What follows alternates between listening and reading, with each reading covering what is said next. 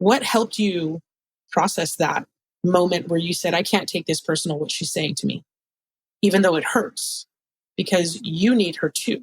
She's not alone, and you're making that clear, but she's processing her feelings. What helped you see that this wasn't about you and that it was okay for you to not let that penetrate further than it needed to because it wasn't about you? That's a good question. Well, first, I allowed myself to feel. First, I allowed myself to be hurt by that comment.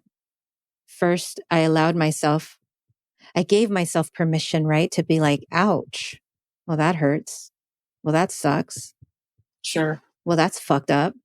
But, in that moment, you also recognize that there's another human being who's also flawed. So while I'm flawed for taking that personal, I also have to recognize that she's also a human being and she's also flawed. And she also has blind spots. And she also has limiting beliefs that make her feel a certain type of way, right? So whether she truly believes that is not something I can control. But what I can control is giving her unconditional love. I can control that. I can control what comes out of my mouth to make her feel loved, at least try my very best to do that. I can control that. So the question was, how did I get to that point of recognizing that she's allowed to feel? Is I allowed myself to feel first.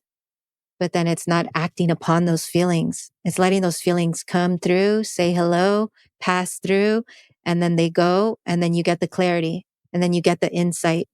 Insights come when you allow the pain to flow through. That's why there's so much beauty in pain, because you got to let it pass through in order to get the silver lining, in order to get some sort of a spiritual download, in order to get the wisdom from it.